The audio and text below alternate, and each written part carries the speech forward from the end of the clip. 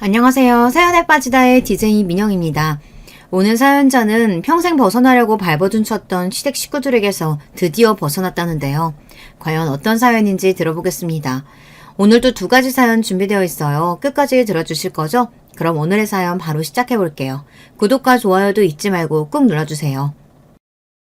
안녕하세요. 저는 40대 여자입니다. 저는 최근 이혼 서류에 도장을 찍은 따끈따끈한 이혼녀입니다.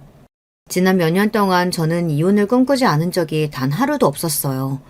남편과 결혼할 때는 남편과 사이좋게 오순도순 살며 자식들 낳고 화목한 가정을 이루고 행복하게 살 줄 알았는데 막상 결혼해 살아보니 그게 제 생각처럼 되는 게 아니더라고요. 저만 잘한다고 해서 집안이 잘 돌아가는 게 아니었어요. 남편은 결혼해서 가정을 꾸리고 살 사람이 못 됐습니다. 남편은 워낙 자기 고집이 세고 자존심이 강한 사람이에요. 그러다 보니 위아래가 확실한 직장 생활을 견디지 못했어요. 항상 회사 상사와 사이가 좋지 않아 다니는 직장마다 문제가 생기더라고요. 결혼 전 연애할 때도 저와 만나는 1년 동안 직장을 3번이나 옮겼어요. 그때는 나이도 젊었고 아직 본인이 뭘 하고 싶어 하는지 모르겠다며 직장 생활이 본인이랑 안 맞는다고 하더라고요. 그때는 저도 어려서 세상 물정을 몰랐으니 남편을 응원했어요. 회사에 어렵게 들어가서도 몇 개월 버티지 못하고 매일 그만두는 남편에게 언젠가는 잘 맞는 직장을 구할 수 있을 거라고 위로했죠. 그런데 이게 나이를 먹고서도 변하지를 않으니 힘들더라고요. 결혼 이후 남편은 작은 패션 회사에 들어갔어요. 결혼하고는 정신 차리고 가장으로서 열심히 살겠다고 해서 그 말만 철떡같이 믿었었는데 사람은 원래 변하는 게 아니더군요. 처음엔 패션 회사가 적성에 잘 맞고 사람들도 괜찮은 것 같다고 하더니만 어느 날 갑자기 회사를 그만뒀다면서 짐을 다 싸서 들어왔더라고요. 저에게 일절 상의도 없이 갑자기 남편 혼자 결정한 상황이라 저는 황당해서 남편에게 따져 물었습니다. 갑자기 이게 무슨 일이야? 멀쩡히 다니던 회사를 또 상의도 없이 그만두면 어떡해. 이제 우리 아기도 나온다고 다시는 책임감 없이 행동 안 한다고 하더니만 또 왜 그랬어? 당시에 제가 첫 아이 출산이 얼마 남지 않은 시점이라 회사를 쉬고 있었어요. 저도 벌이가 없는데 남편까지 회사를 그만뒀다고 하니 저로서는 말이 좋게 나가지를 않았죠. 그런데 그때 남편 말이 기가 막혔습니다. 나라고 회사 그만두고 싶은 줄 알아? 이번엔 내가 회사를 그만둔 게 아니라 내가 잘린 거야. 황당한 게 남편이 회사를 그만둔 게 아니라 잘린 거라고 하더라고요. 지금까지 본인이 못 버티고 회사를 그만둔 적은 많아도 잘린 적은 없었는데 도대체 무슨 일인가 싶었죠. 저는 어떻게 된 일인지 남편에게 자초지종을 물어봤어요. 그게 사실은 내가 회사 양복을 좀 따로 빼서 팔았는데 그걸 누가 위에 일러 바쳤는지 딱 걸린 거 있지. 아휴, 월급도 쥐꼬리만큼 주면서 그것 좀 빼돌렸다고 사람을 자르는 게 어딨냐? 치사해서 원. 남편은 말도 안 되는 소리를 해댔습니다. 남편이 다니던 회사는 남자 양복을 만드는 회사였는데요. 워낙 양복이 팔리지 않아서 항상 창고에 재고가 많았대요. 볼 때마다 아깝길래 그걸 좀 빼돌려서 남편이 싸게 팔았답니다. 그 사실을 남편의 상사가 알게 돼서 잘렸나 보더라고요. 그러니까 자기 말은 회사 물건을 따로 빼돌려서 몰래 팔다가 걸렸다는 거야? 그래서 회사까지 잘리고? 저는 다시 들어도 너무 황당해서 남편에게 몇 번이나 다시 물었어요. 아무리 상황이 힘들어도 할 일 하지 말아야 할 일이 있는 건데 사람이 이 정도로 생각이 없는 사람이었나 싶더라고요. 더군다나 더 기가 막혔던 건 혼자 몰래 회사 양복을 빼들려서 판 돈을 유흥비로 다 써버렸대요. 듣는 내내 남편이 너무 한심해서 저는 할 말을 잃었습니다. 그렇다니까. 차라리 잘 됐어. 어차피 비전도 없는 코딱지만한 회사 안 그래도 나도 그만두려고 했었어. 나 자르면 자기들이 아쉽지 내가 아쉽냐? 원래 남편 성격이 허세도 있고 객기도 좀 부리는 편이긴 해요. 그런 면을 알고도 좋아서 연애도 하고 결혼도 한 거라지만 막상 결혼해서 남편과 살다 보니 남편의 말도 안 되는 성격이 저를 힘들게 하더군요. 남편은 말로는 가장이라고 책임감 때문에 할 수 없이 그랬다고 하지만 누가 봐도 하면 안 되는 짓을 저질러 놓고도 본인이 잘못한 줄을 몰랐어요. 회사 상품을 몰래 빼돌려서 파는 거야 당연히 잘못된 행위이니 회사에서 잘리는 게 당연한 일인데도 남편은 끝까지 자신의 잘못을 인지하지 못했습니다. 오히려 걸리지 않게 철저히 있어야 하는데 일찍 걸려서 아쉽다고 했어요. 당신 그걸 지금 말이라고 해? 당연히 회사 옷을 빼돌리면 안 되지. 자기가 잘못해놓고 회사 잘못인 것처럼 몰아가면 어떡해. 당신 그런 짓까지 하고 회사에서 잘린 거 소문나면 어느 회사에서 당신을 써주겠어? 저는 당장 아이가 태어날 때까지 한 달도 채 안 남았는데 남편도 저도 둘 다 직장이 없으니 앞이 막막하기만 했습니다. 하지만 남편은 언제나처럼 자신감이 넘쳤어요. 본인은 언제든 직장을 구할 수 있답니다. 그래놓고 아이가 태어나고 반년이 다 될 동안 취직도 못해서 집에서 놀고 있었어요. 처음엔 어떻게든 직장을 구하겠다고 이력서도 여기저기 넣고 면접도 보러 다니는 것 같더니만 몇 번 면접에서 떨어지고 오더니 자신감이 떨어졌는지 한 달 전부터는 면접도 보러 가지를 않더라고요. 저는 어디 말할 데도 없고 혼자 소가리를 했어요. 모아둔 돈은 진작에 다 떨어졌고 2달 전 친정엄마에게 연락해서 도와달라고 사정을 해서 받은 생활비도 이제 거의 다 떨어져 가고 있었거든요. 그런 상황이다 보니 남편 얼굴만 보면 저도 모르게 화가 나서 부딪히기만 하면 싸웠어요. 그러던 어느 날이었어요. 시어머니께서 아기가 보고 싶다고 하셔서 잠깐 남편이랑 시댁에 갔습니다. 시어머니는 일찍이 시아버지와 사별하고 혼자 사십니다. 시댁도 형편이 넉넉지 않은 상황이라 시어머니께서 식당에서 주방 일을 하세요. 혼자 힘들게 사시는 시어머니를 보면 며느리로서 항상 걱정되고 죄송했어요. 하지만 막상 시어머니를 만나면 그런 마음이 싹 사라졌습니다. 저는 남편이 반년이나 나가서 일할 생각을 안 하고 있어서 속이 상해도 시어머니 앞에서 내색도 안 했었는데 시어머니는 괜히 저를 볼 때마다 남편 바가지 긁지 말라고 은근 잔소리를 하더라고요. 아이고 우리 아들 왜 이렇게 말랐어? 세아가 너 우리 아들 나가서 돈 못 번다고 설마 밥도 굶기는 거 아니니? 이 사람이 말하긴요. 매일 밤마다 친구들 만나서 술 얻어먹고 들어오느라 배가 남산만한데요 뭐. 누가 봐도 집에서 놀고 먹어서 살만 포동포동하게 올랐는데 시어머니는 남편을 볼 때마다 살이 빠졌다며 괜히 저를 구박했습니다. 잔소리하지 말라고요. 남자가 더 큰 도약하기 위해서 좀 쉬기도 하고 그러는 거지. 세아가 너 우리 아들 몇 달 집에 있다고 괜히 무시하고 그러지 마라. 남자들은 여자한테 무시당하면 사회에 나가서 다 티가 나. 가장이라고 자기도 잘해보려다가 실수해서 그런 건데 여자가 다독이고 더 잘 챙겨줘야지. 시어머니께서 아들 편만 드시는 것도 싫었지만 가장 이해가 되지 않았던 건 당신의 아들이 잘못한 거를 가지고도 절대 나무라지 않고 무조건 아들 편만 든다는 겁니다. 남편이 전 회사에서 양복을 빼돌리다 걸려서 회사까지 잘렸다는 소리를 듣고도 시어머니는 오히려 남편에게 똑똑하다고 했어요. 어떻게 그런 기발한 생각을 했냐고요. 역시 우리 아들 똑똑해. 어차피 회사에서 월급도 조금 준다면서 그렇게 해서라도 내 몫은 내가 알아서 챙겼어야지. 잘했어. 우리 아들 가장 노릇하느라 고생 많았네. 그때도 기가 막혀서 말이 나오지를 않았어요. 회사에 사기치다가 걸려서 퇴직금도 못 받고 잘렸는데 도대체 뭐가 똑똑하다는 건지 모르겠습니다. 남편이 자기밖에 모르고 윤리의식 자체가 바닥인 게 그때 보니 다 시어머니가 그렇게 키운 거더라고요. 더군다나 돈 문제가 불거지면 시어머니는 오히려 큰 소리를 치며 저를 나무랐어요. 한 번은 이런 일이 있었습니다. 아무래도 힘들어서 제가 주말에 아르바이트를 시작했어요. 시어머니께서 주말엔 식당에 나가지 않으셔서 시어머니에게 딸아이를 맡겨두고 주말만 나가서 일했습니다. 저도 웬만해서는 시어머니에게 아이를 맡기고 싶지 않았지만 방법이 없었어요. 남편에게 맡기고 나가고 싶어도 주말이면 친구들 만나야 한다고 매일같이 나가기도 했고 시어머니도 절대 남자한테 애 맡기는 거 아니라고 차라리 본인이 봐주시겠다고 했어요. 저도 주말마다 시어머니를 만나야 한다는 게 죽기보다 싫었지만 애 기저귀 값도 간당간당하니 뭐라도 해야 했습니다. 그런데 안 그래도 힘든 저에게 시어머니는 꼭 듣기 싫은 소리를 하셨어요. 애 옷이 이게 뭐니? 할머니네 오는데 그래도 좀 깔끔하게 예쁜 것 좀 입히지. 올 때마다 내복 차림이야. 마음 같아서는 예쁜 옷 사줄 돈이 어디 있냐고 따지고 싶었지만 그럴 수 없으니 애써 날이 더워서 편하게 내복만 입혔다고 하고 말았습니다. 그런데 시어머니는 거기서 말을 멈추지 않고 계속 제 속을 뒤집으시더라고요. 사람이 없을수록 먹는 거랑 입는 거는 더 신경 써야 돼. 지금 당장 없다고 구질구질하게 살면 사람들이 다 무시하고 깔본다. 근데 너희 친정아버지는 평생 크게 사업하셨다더니 너는 애가 왜 그렇게 귀티가 안 나니? 설마 우리 아들 속이고 결혼한 거 아니야? 시어머니의 말을 들을 때마다 느끼는 거지만 사람 참 기가 막히게 합니다. 제가 그런 걸 뭐하러 속이겠어요. 안 그래도 그냥 아버지랑 살 걸 내가 왜 괜히 결혼 같은 걸 해서 이 고생을 하고 있나. 저도 후회하거든요. 애 맡기는 입장에서 시어머니와 실랑이를 벌이고 싶지 않았지만 만나기만 하면 사람 속을 뒤집으시니 도저히 참을 수가 없었습니다. 그래도 이제 한 가족이고 손녀도 생겼으니 시간이 지나다 보면 저도 시어머니와 자연스레 가족이 될 수 있겠지 싶었는데 그런 일은 일어나지 않았어요. 오히려 점점 더 시어머니한테도 정이 떨어졌습니다. 남편하고도 하루하루 버티는 마음으로 살고 있는데 시어머니하고까지 싸우고 싶지 않았거든요.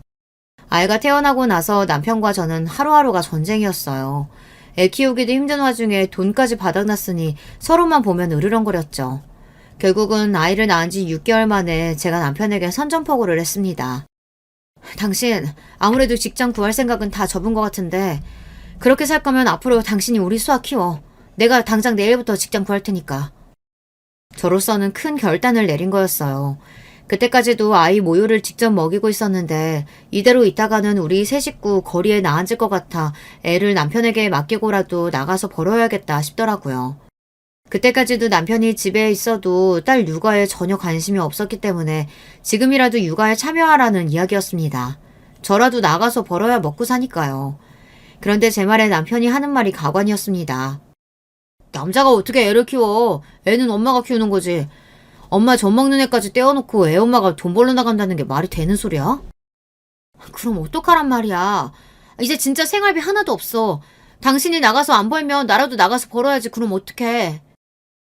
저는 그동안 가슴에 쌓여있던 울분이 폭발했습니다. 별말이 아닌데도 말을 내뱉을 때마다 눈물이 저절로 흘렀어요. 에이, 없기는 뭐가 없어. 장모님 계시잖아. 나 아직 취직 못했다고 조금만 도와달라고 말씀드려봐. 하나뿐인 외동딸이 힘들다고 얘기하는데 당연히 들어주시겠지. 남편의 말에 저는 절로 미간이 구겨졌습니다. 지금 제 눈앞의 남자가 제 남편이라는 인간이 맞나, 내 딸의 아빠가 맞나 싶더라고요. 남자 여자가 결혼하고 애까지 낳으면 서로의 바닥을 본다더니 이게 남편의 바닥이구나 싶었습니다. 당신 그걸 말이라고 해? 결혼할 때 우리가 어떻게 결혼했는지 잊었어? 친정 부모님이랑 인연 끊고 살기로 해놓고 이제 와서 엄마한테 또 돈을 달라고 하라고? 당신이 그러고도 주아 아빠야? 내 남편이 맞냐고! 아니, 당신이 저번에 장모님 찾아가서 생활비 받아왔다길래 나는 또 장인 장모님이랑 화해한 줄 알았지. 세상에 자식 이기는 부모 없다는데 우리 그냥 장인 장모님께 도와달라고 하자. 자기가 연락하면 장인 장모님도 좋아하실 거야. 순간 간신히 붙잡고 있던 이성의 끈이 빠지지 끊어지는 느낌을 받았습니다. 그전까지는 그래도 내가 좋아하던 사람이고 내 딸의 아버지니 웬만해서는 다 참고 넘어갈 수 있었어요. 그런데 그날은 제 한계가 여기까지라는 걸 바로 알겠더라고요. 아마 그날이었던 것 같아요. 이 남자와 나는 앞으로 부부로 살 날이 길지 않겠구나. 이런 남자에게 나와 내 딸의 인생을 맡길 수는 없겠구나 하는 마음이 들었어요. 저는 남편과 결혼하겠다고 결심했을 때 포기한 게 많아요. 사실 남편과 결혼하겠다고 우리 집에 데려갔을 때 친정아버지께서 남편을 반대했어요. 친정아버지는 사업을 오래 하신 분이라 반무당이나 다름없어요. 사람 눈만 봐도 어떤 사람인지 아신대요. 친정아버지는 남편을 보자마자 몇 가지 질문만 하시고는 고개를 절레절레 흔드시더니 남편에게 그만 돌아가라고 했습니다. 결혼은 절대 안 된다고요. 남편이 앞에 있으니 이유를 설명하시진 않았지만 그날 남편이 돌아가고 나서 저를 불러 당장 남편과 헤어지라고 했어요. 당시에 저는 너무 억울했어요. 제가 남자를 만날 때마다 한 번도 아버지께서 마음에 든다고 하신 적이 없었기에 결혼도 쉽게 허락하시지 않을 거라는 거야 알고야 있었지만 남편을 앞에 두고 바로 결혼은 안 된다고 단호하게 이야기하실 줄은 몰랐거든요. 아무리 아버지가 생각하는 사회 조건에 부합하지 않아도 그렇지 그 사람도 그 집에서는 귀한 자식인데 사람을 앞에 두고 결혼은 안 된다, 포기하고 돌아가라 그렇게 말씀하시는 건 너무하신 거 아니에요? 아버지는 워낙 사람 조건을 중요하게 생각하시는 분이에요. 아버지가 대대로 사업가 집안에서 어려서부터 풍족하게 자라났습니다. 그러다 보니 뼛속까지 사업가예요. 집안이니 학벌이니 별거 아니라고 서로 달라도 극복할 수 있다는 말을 아버지께서는 제일 싫어했어요. 그래서 하나뿐인 딸인 저도 아버지처럼 자라기를 바라셨죠. 그래서 항상 비슷한 조건의 사람들과 어울리게 했어요. 학년이 바뀔 때마다 친구도 가려 사귀게 했습니다. 집안 사정이 좋지 않거나 부모님 사이가 좋지 않은 친구하고는 어울리지 말라고 저에게 그렇게 대놓고 이야기하시기도 했어요. 살다 보면 가정교육이 얼마나 중요한지 알게 돼 있어. 하나를 보면 열을 안다고 부모가 변변하지 못하면 그 자식도 뻔하지. 어린 저는 아버지의 그런 점이 너무 싫어서 항상 아버지와 부딪혔습니다. 우리 집 가정교육은 얼마나 훌륭하다 그래요? 우리 집은 돈만 많았지 아버지가 독재자처럼 뭐든 마음대로 하잖아요. 저거 복에 겨운 소리 하는 것 좀 봐. 네가 아직 어려서 몰라서 그러는데 아버지 그늘 밑에 살 때가 행복했구나 하는 날이 분명히 온다. 고등학교 때까지는 어쩔 수 없이 아버지의 의지를 움직였지만 20살이 돼서부터는 다 제 마음대로 했습니다. 대학도 아버지께서 권유한 대학을 가지 않고 제가 원하는 대학을 갔어요. 기숙사가 있는 대학에 들어가서 아예 집을 나가버렸습니다. 그때는 아버지의 간섭이 그냥 싫어서 하루라도 빨리 벗어나고 싶었거든요. 아버지와 본격적으로 틀어지기 시작한 게 그때부터였을 거예요. 성인이 됐다고 더는 아버지의 말대로 움직이지 않는 저를 아버지도 결국엔 내팽개쳤거든요. 저게 아주 곱게 자라서 세상 물정이라고는 모르지. 좋아! 나도 내 말 안 듣는 자식은 필요 없다. 대학도 다 네 맘대로 결정해서 갔으니 앞으로 일전 내 돈 받아서 쓸 생각하지 마. 네가 벌어서 네가 알아서 써. 제가 고집이 왜 세겠어요. 아버지를 똑 닮아 고집이 센 겁니다. 아버지도 한번 내뱉은 말은 절대 바꾸지 않으시기 때문에 20살이 되자마자 집을 떠난 저를 신경 쓰지 않았어요. 그때부터 독립해서 혼자 힘으로 대학도 다니고 먹고 살았습니다. 물론 저와 아버지 사이에서 항상 힘들었던 어머니께서 아버지 몰래 많이 도와주기는 하셨지만 결혼은 달랐어요. 아버지께서 반대하셔도 항상 제 편이었던 어머니마저 결혼은 조금 더 신중하게 생각하라고 설득하셨습니다. 학벌이든 직업이든 뭐 하나라도 내세울 게 없으면 집안이라도 멀쩡해야지. 아버지도 없이 홀어머니인 거도 마음에 안 들어 죽겠는데. 뭐?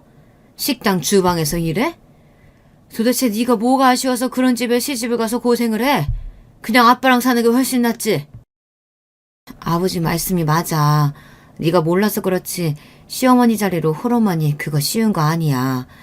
엄마는 무엇보다 우리 딸이 고생하고 사는 거 싫어. 당시에는 부모님 말씀이 하나도 귀에 들어오지 않았습니다. 제가 사랑하는 사람인데 조건이 어떻든 그게 뭐가 중요한가 싶었어요. 시댁이 힘들면 제가 더 열심히 노력해서 뭐든 극복할 수 있을 줄 알았거든요. 제가 그 정도로 순진했습니다. 좋아하는 사람이랑 자식 낳고 사는 건데 고생할 게 뭐 있어. 나는 우리 자기랑 결혼하면 뭘 하든 행복하게 살 수 있어. 으이그 저 배알도 없는 년. 남자한테 미쳐서 부모 말도 안 듣고 혼자서 알아서 살겠다 이거지? 그래. 어디 한번 너 혼자 나가서 살아봐라. 어쩌면 그때라도 제가 한 번 더 신중하게 생각했더라면 남편과 결혼하지 않을 수도 있겠다라는 생각을 종종 하고는 합니다. 변명이라고 해보자면 아버지께서 저와 남편의 사이를 강하게 반대하시는 바람에 저와 남편 사이가 더 불이 붙었는지도 몰라요. 제가 평생 이해하지 못했던 아버지가 남편은 별로라고 저더러 잘못 골랐다고 하시니 저도 오기가 생겨서 어떻게든 더 남편과 결혼하려고 했는지도 모릅니다.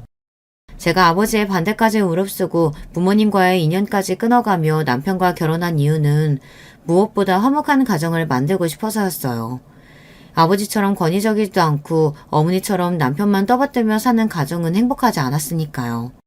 그래서 남편처럼 자유분방하고 저를 많이 아껴주는 남자와 살면 행복할 줄 알았습니다. 그런데 남편은 그런 사람이 아니었어요. 부끄러운 줄도 모르고 잘못된 행동을 아무렇지 않게 하며 남에게 피해주는 걸 전혀 미안해하지 않는 사람이었어요. 양복 빼돌려서 팔다가 회사 잘린 지 얼마나 됐다고 또 사고를 쳤습니다. 어느 날이었어요. 자기가 나가서 돈을 벌었다고 웬일로 생활비를 주더라고요. 매일 친구들 만나 술만 먹고 다니는 줄 알았더니 그래도 일하기는 하고 다녔나 보더라고요. 매일 친구들 만나서 놀러 다니는 줄 알았더니 이 돈은 뭐 해서 번 거야? 취직이라도 했어? 에이, 내가 우리 집 가장인데 설마 당신하고 우리 수아 굶어 죽이겠어? 당분간 아는 사람이 하는 매장에서 일 좀 도와주기로 했으니까 걱정하지 마. 남편의 입에서 나온 당분간이라는 말이 거슬렸지만 그래도 집에서 노는 것보다야 훨씬 나으니 저도 군소리 안 하고 열심히 하라고 했습니다. 그런데 그 일이 화근이 됐어요. 며칠 뒤 경찰서에서 연락이 왔습니다. 남편이 경찰서에 있다고요. 저는 놀라서 애를 업고 경찰서로 갔어요. 그런데 이 인간이 이번엔 대형 사고를 쳤더군요. 남편이 아는 사람 매장에서 같이 일한다는 게 흔히 말하는 다단계 약장사 같은 거였어요. 그것도 사업자도 없이 불법으로 노인들에게 영양제랑 식품들을 팔았다가 그 불법적인 물건들을 사간 분 자녀의 신고로 잡혀왔더라고요. 거기다가 더 상황이 심각했던 건 아는 형이라는 사람이 이미 잠적한 상태라 남편이 다 뒤집어쓰게 생긴 거라는 겁니다. 남편은 결국은 재판까지 받았어요.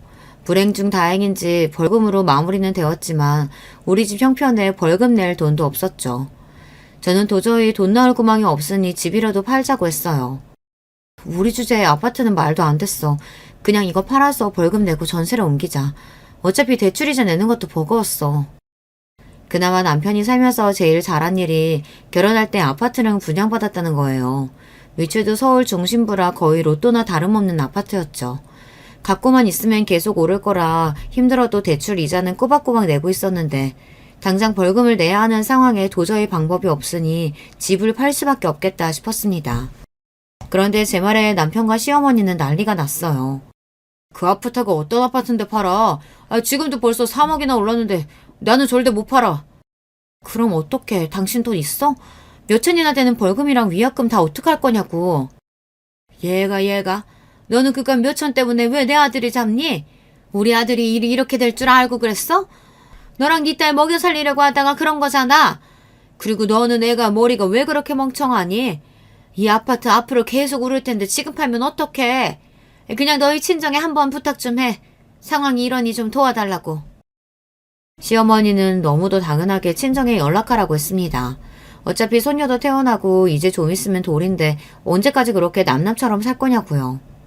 이 김에 너도 부모님이랑 다시 연락하고 지내면 좀 좋아? 부모 자식 간의 천륜인데 그걸 어떻게 평생 끊고 사니? 저는 기가 막혀서 말문이 막혀 말도 나오지 않았습니다. 인간들이 어떻게 저렇게 뻔뻔한지 모르겠어요. 제가 저지른 일도 아니고 어머니 아들이 사고친 걸 왜 우리 부모님께 해결해달라고 그래요? 어머머, 얘 말하는 것 좀 봐. 네가 지금까지 시집와서 한 게 뭐가 있니? 친정에 도와달라고 좀 하는 게 뭐가 힘들다고. 몰라. 이 집은 어차피 못 파니까 네가 알아서 해. 시어머니는 갈 때까지도 남편에게 집은 절대 안 된다고, 팔면 가만 안 두겠다고 막말까지 하고 돌아가셨어요. 저는 한숨이 절로 나왔습니다. 머리가 펑 하고 터져버릴 것만 같았어요. 그런데 그때 남편이 제 앞에 무릎을 꿇었습니다. 자기도 알잖아. 이 집이 나한테 어떤 집인지. 평생 엄마랑 월세 전세만 전전하고 살다가 처음으로 내가 산 내 집이야. 나 이 집 못 팔아. 그러니까 당신이 이번 한 번만 나 좀 살려줘. 어? 그럼 나 다시는 이런 짓 안 해. 남편은 눈물만 안 흘렸지 제 앞에서 애걸복걸하며 사정사정을 했습니다. 이번 한 번만 도와주면 앞으로는 절대 사고 안 친다고 약속했어요. 저는 속는 셈 치고 남편 말대로 했습니다. 친정엄마를 찾아가 자초지정을 설명하고 마지막으로 좀 도와달라고 했어요. 그런데 엄마도 그 정도 돈은 수중에 없다며 아버지께 이야기해야 한다고 했습니다. 방법이 없었던 저는 결혼하고 처음으로 아버지를 찾아갔어요. 그리고 지금까지 있었던 일을 아버지께 말씀드리고 도와달라고 했습니다. 자존심도 다 버리고요. 아버지는 제 이야기를 듣는 내내 한심하다는 듯 혀를 끌끌 찼습니다. 내가 그놈 그럴 줄 알았다. 얼굴에 불성실하고 딱 쓰여 있었어. 그뿐이야? 그놈 엄마라는 사람도 그래. 도대체 아들놈을 어떻게 키웠길래 사고치고 수습을 마누라한테 시켜? 한심한 놈 같으니. 저는 아버지의 모진 소리도 가만히 들었습니다. 저는 이런 소리를 들어도 싸니까요. 제가 생각해도 스스로가 너무 한심하고 멍청했어요. 그래도 다행인 건 아버지께서 도와주셨다는 겁니다. 제가 아이를 낳았는 애도 애를 보러 가지 않았으니 부모로서 미안한 마음을 담아 출산 선물로 해주는 거라고요. 그리고 다시는 이런 일로 찾아오지 말라고 하셨어요. 아버지의 성격을 아는 저로서는 이 정도만으로도 감사하다고 생각했습니다. 그런데 문제는 남편이었어요. 아버지께서 돈 문제를 해결해주자 제가 친정과 다시 사이가 좋아졌다고 생각했는지 남편은 저에게 상의도 하지 않고 아버지께서 운영하는 회사까지 찾아가 아버지를 만났습니다. 장인어른, 우리 수아가 조금 있으면 돌이에요. 그래도 하나밖에 없는 손녀 돌잔치에는 꼭 와주실 거죠? 남편이 친정아버지를 찾아간 명분은 하나뿐인 손녀 돌잔치를 핑계로 아버지와의 관계에 물꼬를 트고 싶었던 것 같아요.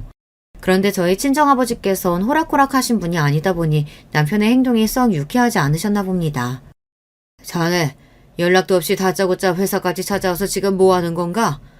내가 설마 딸내미랑 인연 끊으면서 앞으로 태어날 손주 생각도 안 하고 딸이랑 연 끊고 살았겠나?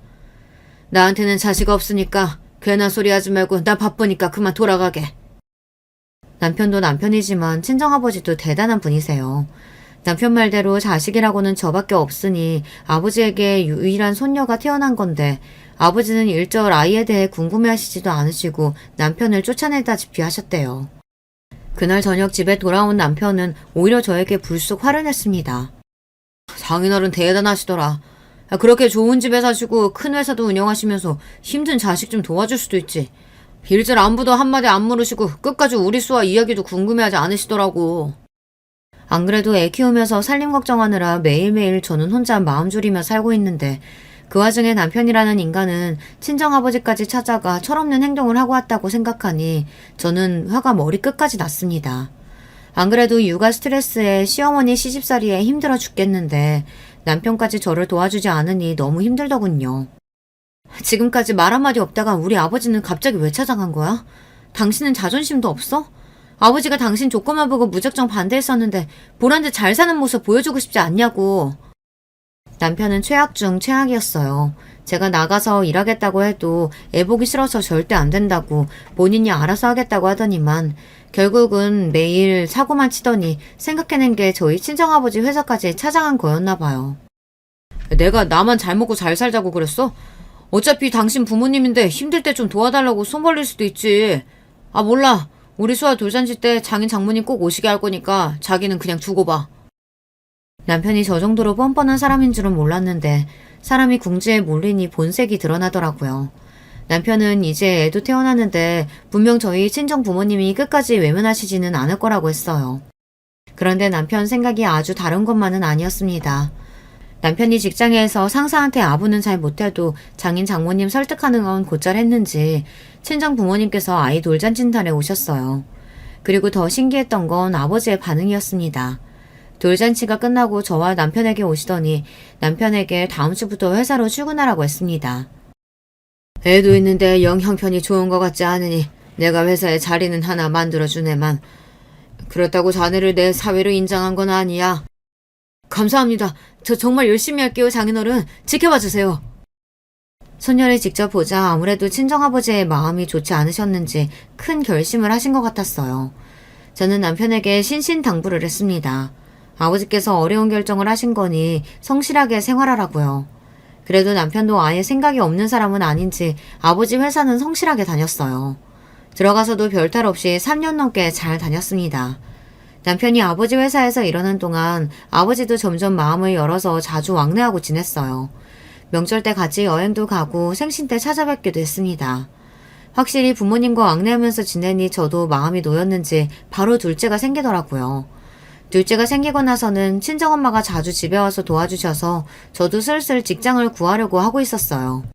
이제야 제가 꿈꾸던 화목한 가정에 가까워지고 있다는 느낌이 들었어요. 그러던 중 생각지도 못한 일이 생겼습니다. 친정아버지께서 갑작스레 돌아가셨어요. 저와 어머니는 전혀 모르고 있었는데 친정아버지께서 몇 개월 전 두통이 너무 심해서 병원을 찾았다가 뇌에 작은 종양이 발견돼서 급하게 수술해야 한다고 했더라고요. 그런데 아버지는 수술을 받지 않으셨습니다. 그러고는 몇 개월 뒤 출근하시는 길에 쓰러지셔서 돌아가시게 된 거예요. 아버지께서 돌아가셨다는 사실이 믿기지도 않는 상황에서 시간은 잘만 흘러갔습니다. 저와 어머니는 슬픔을 제대로 추스리지도 못한 채 아버지 장례를 치러야 했어요. 그런데 장례식이 마무리될 즈음 아버지의 담당 변호사가 찾아왔는데 가족들에게 믿기지 않는 이야기를 했습니다. 글쎄 친정아버지께서 당신이 돌아가시면 회사를 제 남편에게 물려주라고 했다는 겁니다. 저는 제 두 귀로 듣고도 믿기지 않아 변호사에게 몇 번이나 다시 확인했습니다. 그게 사실이냐고요. 그 순간 남편이 미소를 지으며 주먹을 불끈 쥐던 모습이 아직도 제 눈에는 생생합니다. 아무리 생각해도 믿기지 않았어요. 딸 돌잔치 이후 친정 부모님과 왕래를 시작해 다시 가까워지긴 했지만 회사를 맡길 정도로 남편을 믿지는 않으셨어요. 그런데 놀랄 일은 거기서 끝이 아니었습니다. 아버지의 유언장 내용이 공개되고 나자 남편과 시어머니 행동이 기가 막혔다는 겁니다. 남편은 잔뜩 올라간 어깨로 기고만장해선 전보다 더 제 앞에서 재수없게 굴었어요. 당신 나한테 매일 잔소리하고 무시했지? 이거 봐, 내가 그동안 장인어른께 얼마나 잘했으면 그 독한 장인어른이 제일 아끼는 회사를 나한테 넘겼겠어. 아무래도 이상해. 항상 아버지는 본인이 아닌 이상 회사는 무조건 전문 경영인에게 맡긴다고 하셨는데. 저는 아무리 생각해도 이해가 되지 않았습니다. 그런데 그때였어요. 남편이 갑자기 욱하더니 기분 나쁘다는 듯 저에게 큰 소리를 쳤습니다. 당신 지금 그거 무슨 뜻이야? 아버지께서 결정한 일이 마음에 안 들기라도 한다는 거야? 내가 회사 물려받는 게 이상하다는 거냐고. 그거야. 평소 아버지께서 당신을 탐탁지 않아 하셨으니까 이해가 안 돼서 그러지. 남편의 태도에 저도 욱해서 소리를 지르고 말았습니다. 제 말에 남편이 마음이 많이 상했는지 인상을 팍 구긴 채 집을 나가버렸어요. 제가 말이 심했나 싶기도 했지만 남편이 저러는 게 어디 하루 이틀인가 싶어 그냥 그러려니 했습니다. 어찌됐든 살아생전 아버지께서 남편을 좋아하지 않았던 것처럼 보였지만 그래도 하나뿐인 사위라고 마지막으로 한 번쯤은 믿어보시려고 하신 건가 싶은 마음도 들었습니다. 제 입장에서는 아버지께서 평생 일궈낸 회사를 남에게 주느니 남편이 맡아서 해보는 게 나쁘지 않다고 생각했으니까요. 그런데 얼마 뒤 충격적인 일이 벌어졌습니다. 어느 날 시어머니께서 불쑥 저를 찾아왔어요. 그러더니 제 앞에 이혼 서류를 내밀었습니다. 너 우리 아들 매일 무시했지? 우리 아들도 이제 회사 대표라 이거야. 이제 우리 아들한테도 너 같은 거 필요 없으니까 당장 이혼 서류에 도장 찍어라.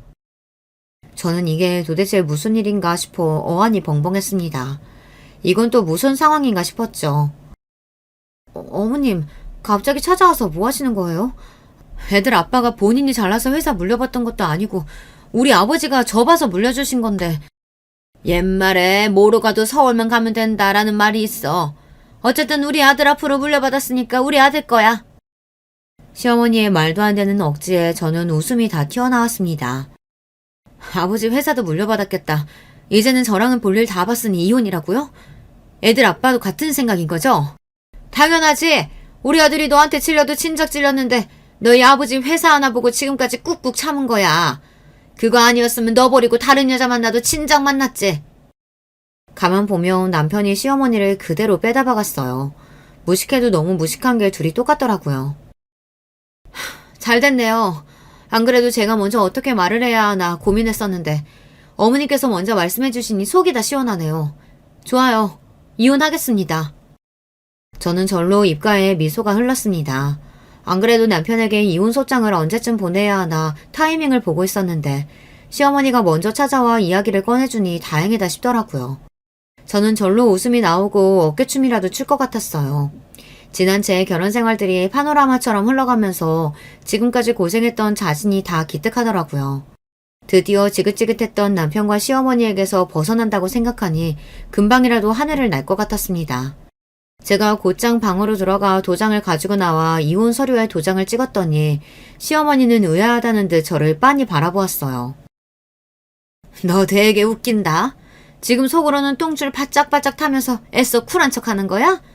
너희 아버지가 아무리 부자라도 회사 하나 있는데 그마저 내 아들한테 넘어갔으니 너는 이제 거지꼴이나 다름없잖아. 근데 뭐가 좋다고 그렇게 연신 웃니? 시어머니는 고작 아버지 회사 하나 남편에게 넘어갔다고 제 수중에 아무것도 없는 줄 알더군요. 세상 물정을 모르는 건 제가 아니라 시어머니였습니다. 저는 다 필요 없어요. 우리 애들만 제가 키울 수 있으면 돼요. 그래, 너 말 잘했다. 안 그래도 우리 아들이 양육권 문제를 고민하던데 애는 당연히 엄마가 키워야지. 우리 아들이야 앞으로 그 큰 회사 운영하려면 바쁠 텐데 애들 키울 시간이 어디 있겠어? 처음으로 어머님이랑 저랑 뜻이 맞네요. 애들 제가 데려오면 당연히 약육비는 주실 거죠? 아유, 당연하지. 애들 혼자 키우려면 힘들 테니까 이 아파트 너 가져라. 우리가 주는 이혼 선물이야. 저는 생각지도 못한 시어머니의 아파트 플렉스에 너무 기분이 좋아서 박수까지 쳤습니다. 쪼잔한 시어머니랑 남편한테 양육비 받으려면 꽤 고생 좀 할 줄 알았는데 이렇게 쉽게 풀릴 줄은 몰랐거든요. 어머니, 지금 우리 아파트 분양가가 얼만 줄 알고 이야기하시는 거예요? 얼마 전에 15억이 넘었어요. 그래, 알지. 이제 우리 아들 이미지도 있는데 15억. 그 정도야 양육비를 줄 수 있지. 저는 행여나 시어머니가 나중에 말을 바꿀까봐 바로 변호사에게 연락해서 남편과 합의한 이혼 조건들을 정리해서 서면으로 보냈습니다. 바로 법원에 제출해 달라고요. 그런데 이혼 서류에 도장이 채 마르기도 전에 시어머니께서 난리가 났어요. 변호사와 통화를 마친 지 몇 분 되지 않아 시어머니께서 누군가와 전화통화를 하시더니 눈이 동그래져서는 저를 붙잡았습니다. 그러더니 하시는 행동이 기가 막혔어요. 애미야. 일이 꼬여도 단단히 꼬였나 보다. 내가 너한테 실수했다. 우리 이혼은 없던 일로 하자. 지금 당장 변호사한테 전화해. 이혼 안 할 거라고. 어머님, 또 왜 이러세요? 저는 이미 이혼하기로 다 결정했어요. 괜히 말 바꾸지 마시고 그만 돌아가세요. 그 순간 생각지도 못한 일이 벌어졌어요. 시어머니께서 갑자기 바닥에 무릎을 꿇고 앉았습니다. 그러더니 저에게 한 번만 봐달라고 애원까지 했어요. 어머님, 왜 이렇게까지 하세요? 어차피 저나 어머님이나 서로 갈 때까지 다 갔는데 이러신다고 해서 변하는 거 없어요. 애들 아빠가 잘못한 게 있으면 벌 받아야죠. 그래야 이 세상이 제대로 돌아가는 거 아니겠어요? 어머님이 뭐라고 하시든 저 이혼할 거예요. 우리 아버지가 죽든지 말든지 상관 안 하는 사기꾼 새끼랑은 저 하루도 못 살아요. 뭐야? 애미, 너 설마 알고 있었던 거야? 그래놓고 모르는 척 이혼 서류에 도장 찍은 거니? 그럼요. 제가 누구 딸인데요. 무식한 어머님이랑 어머니 아들이 하는 짓 제가 모르고 있었을 것 같아요? 이게 다 무슨 소리냐고요? 사실 몇 개월 전 아버지 회사에 문제가 좀 있었어요. 회사에 이상한 소문이 돌기 시작했습니다. 아버지께서 대표직에서 내려오고 회사를 다른 중소기업에 합병시킨다는 이야기였죠. 그런데 아버지께서 대표직에서 내려오는 이유가 사실은 회사와 직원들을 큰돈에 팔아넘긴다는 이야기였습니다. 그 이야기가 이미 회사 전체에 돌기 시작해서 회사 전체가 시끄러울 정도로 심각한 일이었죠. 그러다 보니 회사 직원들과 임직원들은 난리가 났어요. 갑자기 다른 회사와 합병되면 회사 체계도 지금과 달라질 테고 구조조정도 불가피하다는 말까지 나왔으니까요. 찌라시 내용의 전부는 사실이 아니었지만 일부는 사실이었습니다. 아버지께서 대표직에서 내려와 그 이후에 회사를 어떻게 할지에 대해 고민하고 계시기는 했습니다. 그런데 언제부턴가 이상한 소문이 나기 시작하더니 소문은 꼬리에 꼬리를 물고 아버지께서 악의적으로 회사를 팔아넘기기라도 하는 것처럼 와전됐습니다. 그런데 그 소문을 낸 당사자가 남편이었어요. 남편은 평소 자신이 대표의 사위라는 사실만으로 아부를 떠는 임직원들에게 은근슬쩍 소문을 흘려 회사 대표인 아버지의 입지를 의도적으로 흔들리게 했습니다. 소문이 걷잡을 수 없이 커져 임원들 사이에서 대표 퇴진 요구까지 빗발치자 아버지께서 힘들어하셨나 봐요.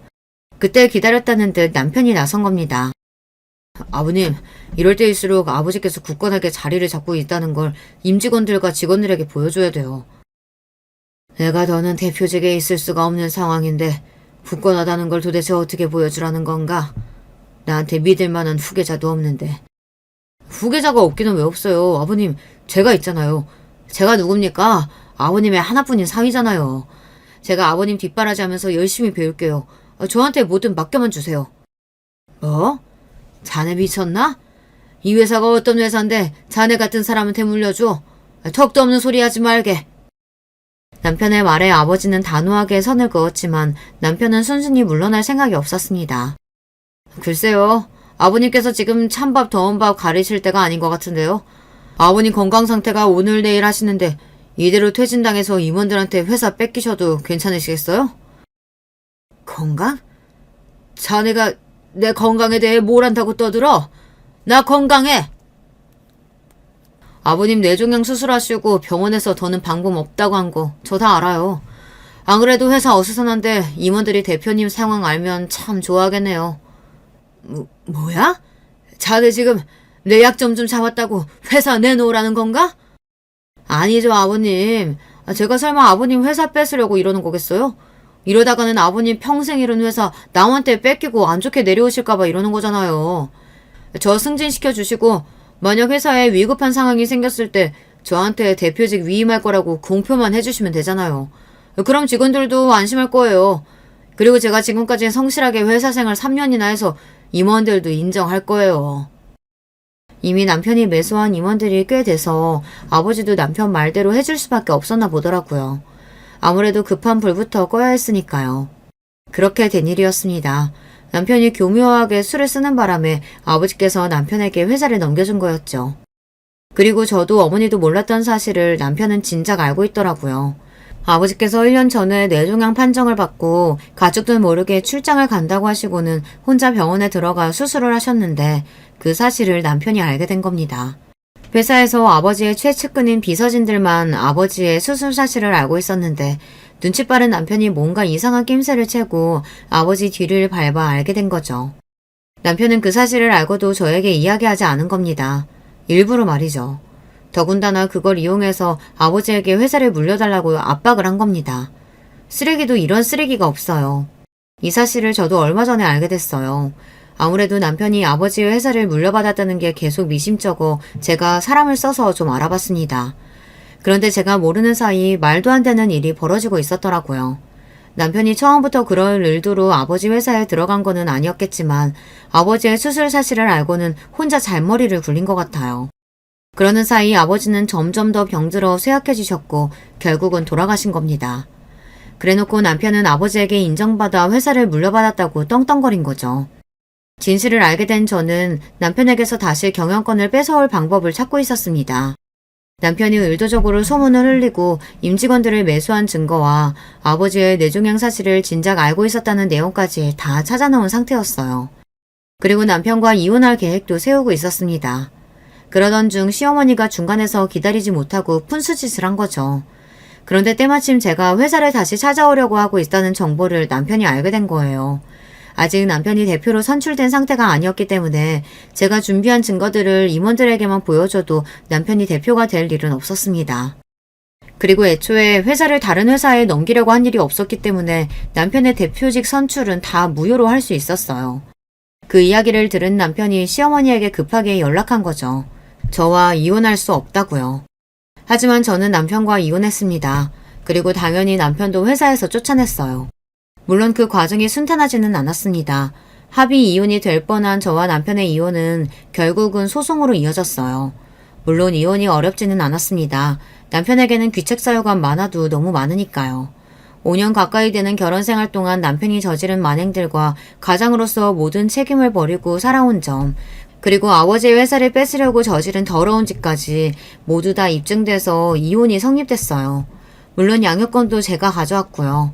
아직 아파트에 대한 재산 분할이 조정 중이지만 그것 또한 뺏기지 않을 생각입니다. 분양도 내가 받았고 이자도 내가 냈는데 당신이 뭔데 내 아파트를 가져가겠다는 거야? 남편은 끝까지 뻔뻔하게 굴었습니다. 하지만 시어머니는 달랐죠. 너 이놈 새끼 조용히 안 해? 애미야, 네가 결혼 생활 동안 고생한 거 내가 잘 안다. 근데 너는 돌아갈 곳이라도 있잖아. 근데 이놈은 아니야. 그 집이라도 없으면 이제 빈털털이라고. 제발 절반만이라도 좀 떼줘. 어머니, 이제와 말씀이 달라지시면 안 되죠. 아파트는 양육비를 주기로 하신 거잖아요. 이미 공증받아 놓은 증거까지 있어서 그건 곤란하겠네요. 야, 너 말 다 했어? 양육비는 내가 줄 생각도 없는데 왜 네 맘대로 받겠다는 거야? 네가 애 둘이나 낳아뒀으면 네가 알아서 책임져야지. 내가 왜 돈을 줘? 남편은 공지에 몰리니 아주 최악의 모습까지 다 보여주더군요. 자식들에 대한 미안함조차 없었어요. 저는 도저히 참아줄 수가 없었습니다. 짝! 저는 그대로 남편에게 다가가 그 쓰레기 같은 인간의 뺨을 세게 날려줬어요. 미친놈. 이게 아직도 정신 못 차렸네. 너 때문에 나나 엄마나 아버지 그렇게 허망하게 돌아가시게 놔뒀어. 그런데도 네가 아파트 내놓으라는 소리가 나와? 너 같은 쓰레기한테는 10원 한 장 안 뺏길 거니까 그런 줄 알아. 다시는 내 앞에 나타나지 마. 저는 남편이나 시어머니의 얼굴을 보고 싶지 않아 그 이후부터의 모든 소송은 변호사에게 일임했습니다. 그 이후에도 남편이나 시어머니가 저에게 계속해서 전화를 걸어댔지만 저는 일절 받지 않았어요. 모든 변호사를 통해 이야기하라고 했습니다. 이번 일을 통해 저는 확실히 알았습니다. 사람은 가정교육이 참 중요하다는 걸요. 아무리 살기 힘들어도 사람이 할 일 안 할 일은 구분할 줄 알아야 하는 건데 애초에 기본 윤리의식에 만들어지지 않은 인간은 회생 불가능이었어요. 그 이후 아버지의 회사는 전문 경영인이 맡아서 운영하고 있습니다. 그리고 저는 아파트를 내놓고 아이들과 친정에 들어와 친정엄마와 살고 있어요.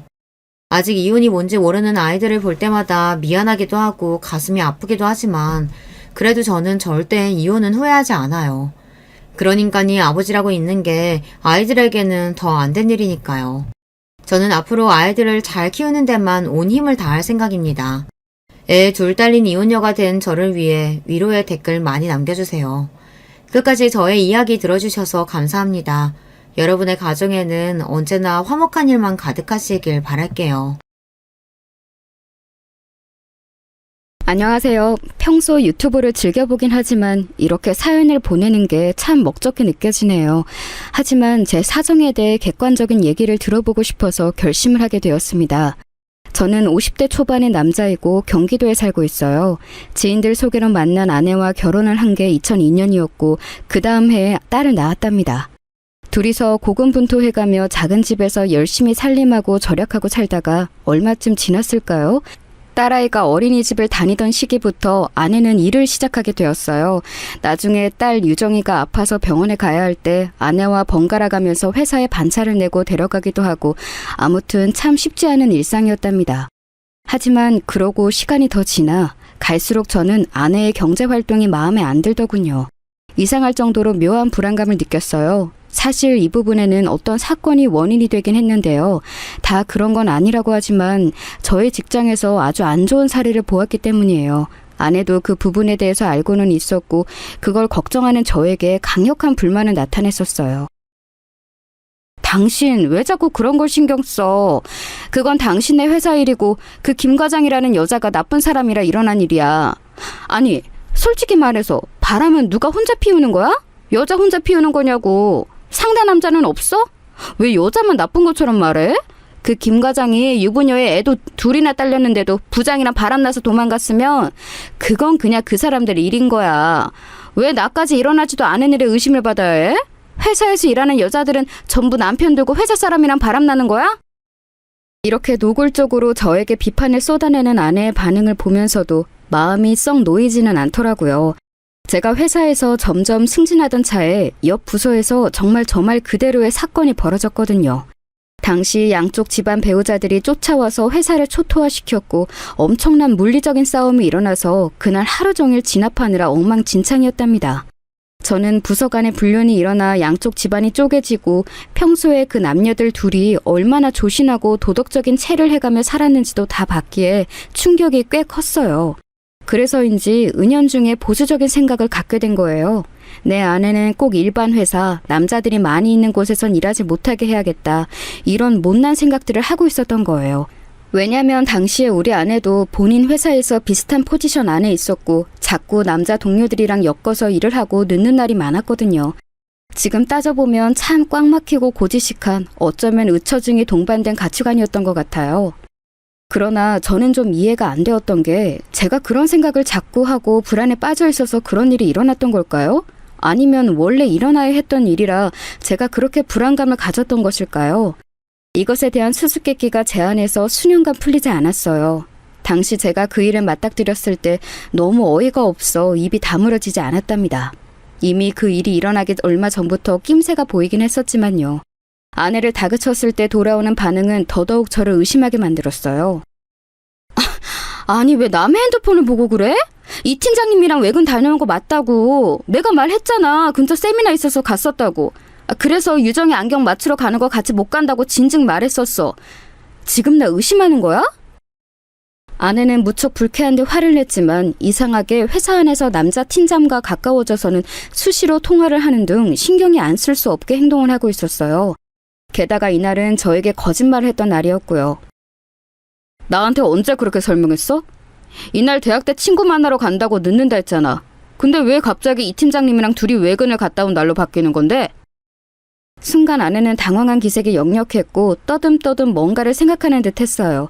전 충분히 불만이 많고 의심이 갔던 게 회사에서 뭔가 팀 변경이 있다고 분주하게 굴더니 묘하게 화장법이나 외모를 신경 쓰는 모양새가 요란스러워진 거예요.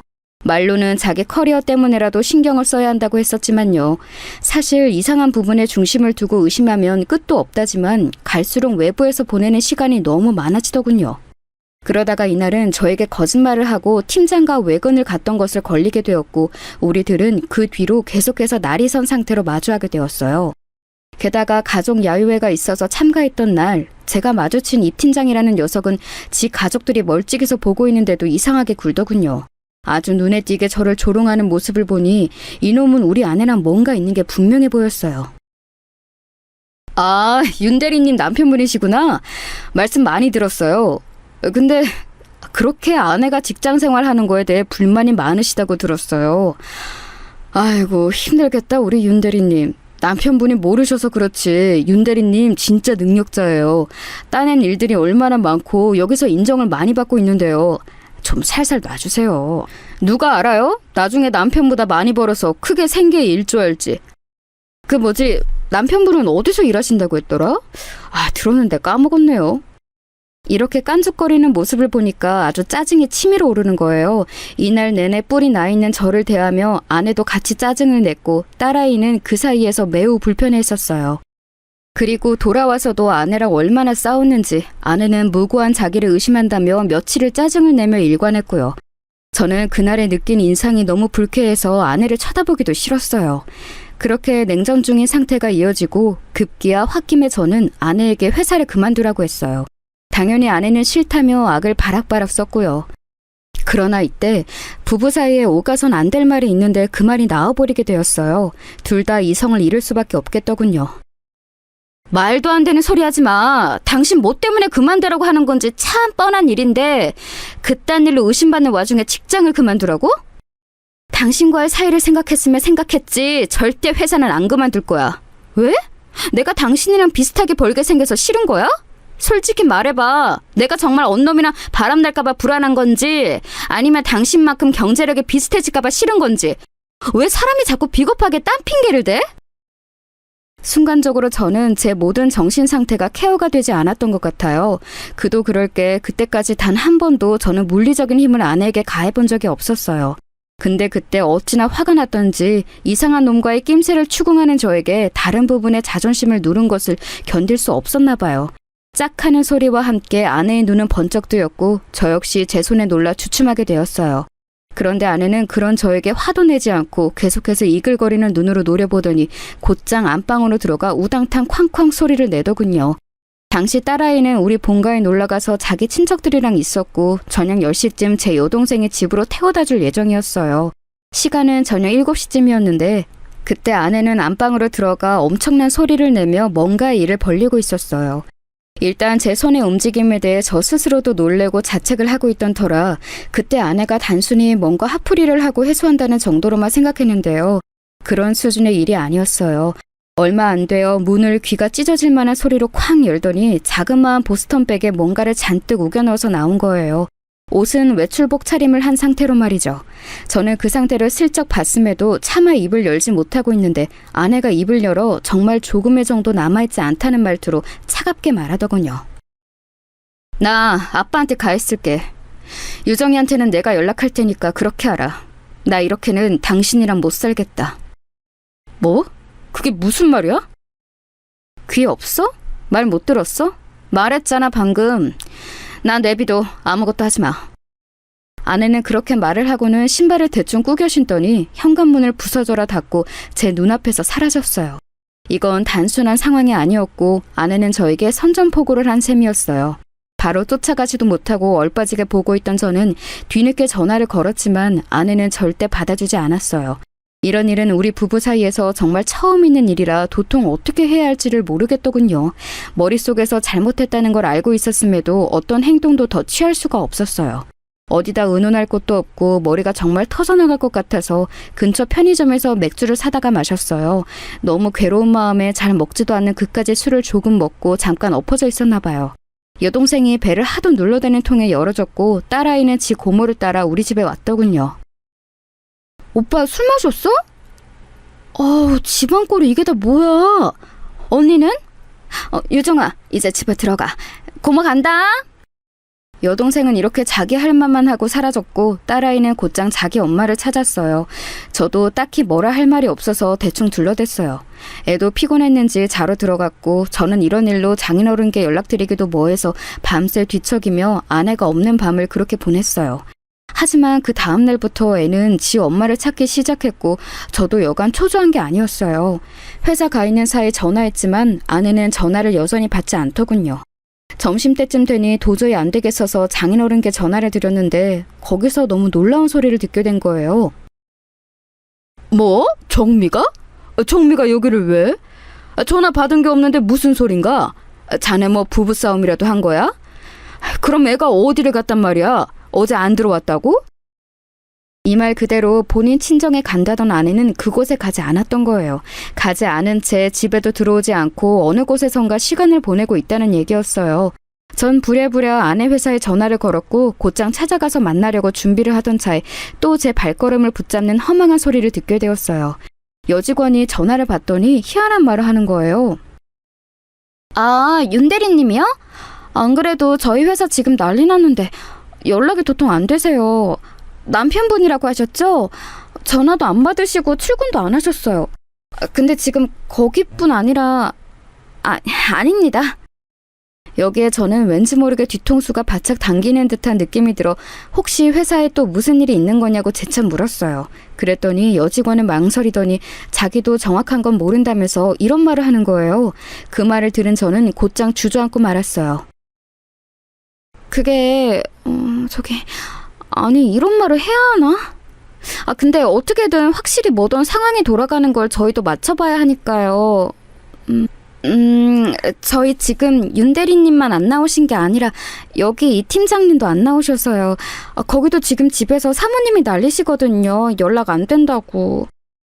일단은요, 연락되면 저희도 좀 알려주세요. 그럼 이만 끊겠습니다. 정말 머리 안에서 벼락이 치는 듯한 기분이 들었어요. 그리고 등에서 어찌나 땀이 솟아오르는지 불쾌하고 또 더러운 이상한 예감이 뱀처럼 저를 휘어감는 게 느껴지더군요.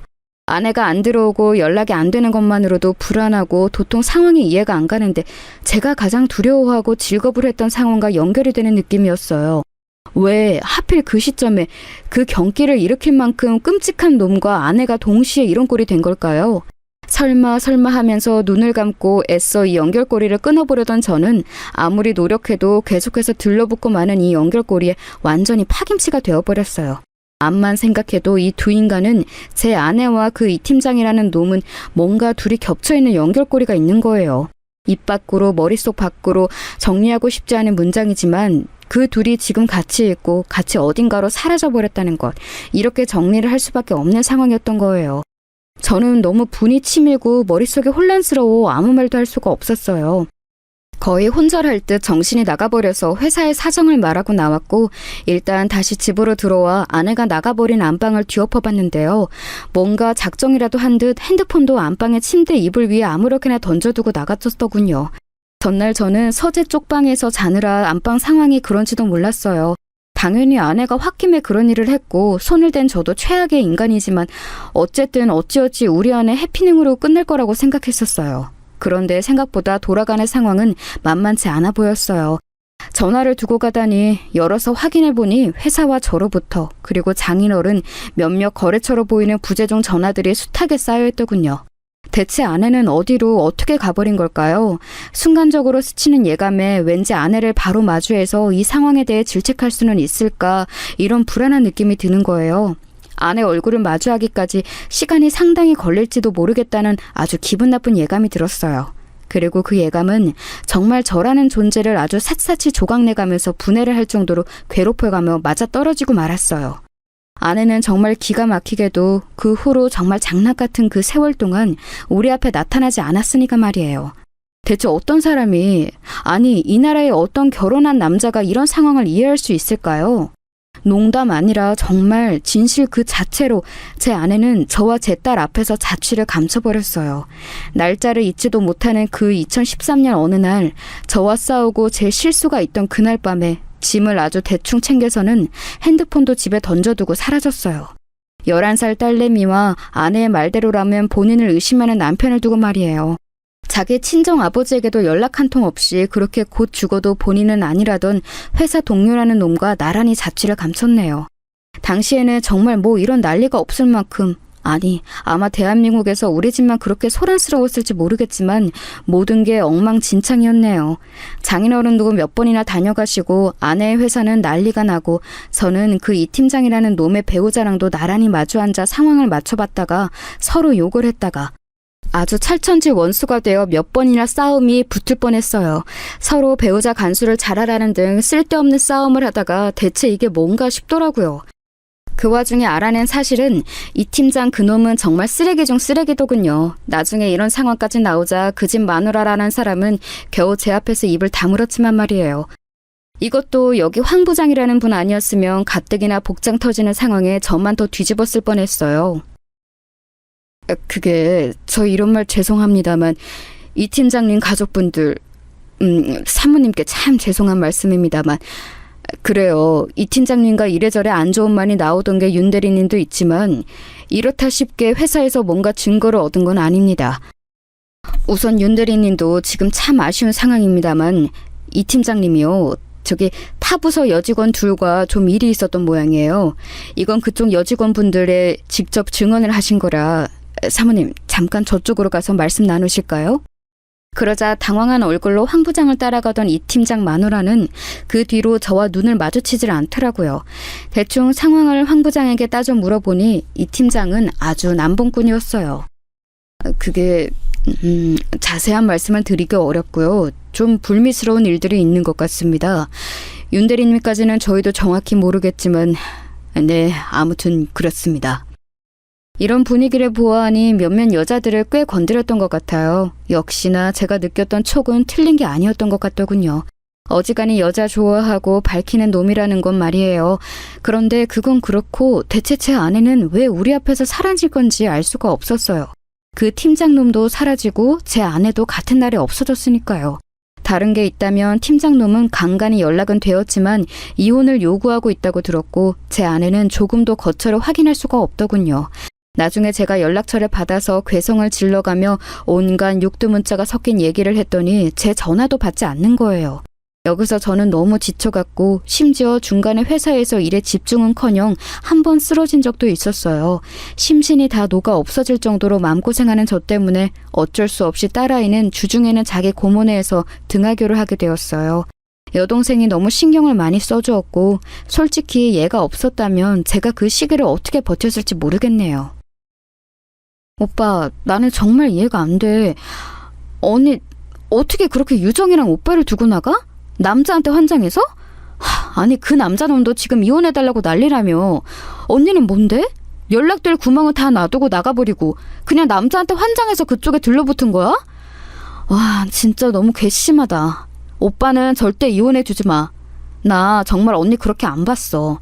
성격 좀 깐깐해도 언니가 그런 쪽으로 사고 칠 거라는 건 상상도 못 해봤다고. 다 떠나서 우리 유정이 너무 불쌍해서 어떡해. 자기 엄마를 저렇게 찾는데. 그나마 내가 이 동네 살고 우리 애들이랑 한 학교 다니니까 오가며 챙기는 거지. 그거 아니었으면 어떻겠겠냐고. 진짜 환장을 노릇이다. 동생 말 맞다나 우리 집은 풍비박산이 나버렸고 혼자 살아가시는 저희 아버지를 비롯하여 장인어른까지 깊은 충격을 받으셨어요. 솔직히 인간된 마음으로 그렇게 시간이 하루하루 지나 몇 달이 되고 있는데 제가 제정신을 차릴 수 있었을까요? 너무 마음이 괴로워 회사도 그만두려는 저를 지금에 와서 생각해보면 너무 고맙게도 동료가 강력하게 말렸어요. 안 돼. 절대 안 돼. 그만두면 안 된다고. 살다 보면 별일 다 있는 거야. 그래도 어떡해. 밧줄은 붙잡고 있어야지. 남자가 밧줄은 붙들고 있어야 돼. 애는 어떻게 할 거야? 애 엄마는 그렇다고 쳐. 언놈이랑 도망가서 안 나타난다고 치자고. 그럼 그냥 그렇게 굶어 죽을 거야? 애는 여동생이 봐준다며. 근데 그걸 언제까지 할 수 있겠어? 앞으로 살 날이 구만리 장천이야. 여동생도 가정이 있을 거 아니야. 결국 아빠인 권 대리가 애 끝까지 책임져야 할 거 아니야. 이만한 걸로 그렇게 쓰러지면 안 돼. 물론 죽을 맛인 건 알아. 그래도 안 돼. 그만두지 말라고. 지금 회사 관두면 무슨 답이 있는데? 이 말에 저는 두둥하며 머릿속에서 뭔가가 잘게 부서지는 듯한 소리가 느껴졌어요. 너무 구구절절 하나도 틀린 말이 없어서 외려 더 제 가슴을 쓰라리게 하고 찢겨지게 만들더군요. 정말 맞는 말이었어요. 제가 회사를 그만두고 주저앉아 버리면 그 다음에 잡을 수 있는 밥줄은 결코 이만한 수준으로 똑같이 찾아오지 않거든요. 저는 어쨌거나 살아가야 하고 이제 막 초등학교 4학년인 딸아이도 키워내야 했어요. 집 대출도 한아름이었고요. 여동생이 돌봐주는 것도 한계고 매제 보기도 미안하고 결국 모든 건 다 제 손안에 있고 책임을 져야 했거든요. 아니나 다를까 회사에 낸 잠깐의 휴가를 다 채우고 다시 복귀했을 때 얼마 안 되어 여동생이 이런 말을 해오더군요. 오빠, 나도 우리 애들 이제 중학교 가고 신경 쓸 게 많아서 유정이를 빼곡하게 챙기기가 힘드네. 우리 신랑도 오빠랑 유정이 너무 안 됐다고 안타까워해. 그런데 어쩌겠어. 얼마 전에 미희도 학원 근처에서 사고 나서 그거 챙겨야 되고. 아무튼 너무 정신이 없어. 오빠 진짜 마음 강하게 먹어야 해. 아 참, 언니네 집에서는 연락이 없어? 사돈 어르신 말이야. 우리 장인어른 정말 제 여동생 말 맞다나 왜 연락이 없었겠나요. 장인어른은 제가 설명한 대략적 내용을 듣고 믿을 수 없어 하셨고, 제가 와이프 회사에 가서 따져 묻고 상황 파악을 할 때에도 같이 가셨어요. 그런 와중에 본인도 어쩔 수 없이 많은 상황들을 실감하시고 알게 되셨고요. 그렇게 돌아온 뒤 저나 장인어른이나 차마 서로에게 연락할 만한 타이밍을 찾지 못했던 것 같아요. 제 마음이 굴러가는 모양으로 볼 때 저 역시 장인어른을 썩 뵙고 싶지는 않았어요. 결국 저는 고심 끝에 몇 번이나 고민하고 고민했던 말을 내뱉게 되었어요. 이 상황에서 저는 그렇게 할 수밖에 없었고요. 장인어른 죄송합니다. 저기 한동안은 제가 좀 추스려야 될 것 같네요.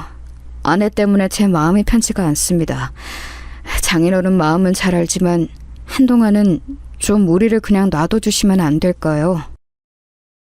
저는 저도 모르게 아내가 나가면서 저에게 던져버린 그 말, 자기를 좀 놔두고 아무것도 하지 말라는 그 말을 장인어른에게 화풀이하며 던져버리고 말았어요.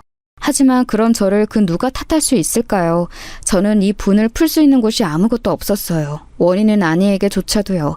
아내는 이 갈 곳 없는 분노를 자기에게 푸는 것조차 허용하지 않고 사라져버렸고, 저도 저지만 생떼 같은 자기 딸, 그렇게 예뻐하던 딸도 미련 없이 내던지고 남자놈을 쫓아나간 거예요. 우리들과의 연결고리는 조금도 허용치 않겠다는 듯이 핸드폰까지 두고 나가버렸어요.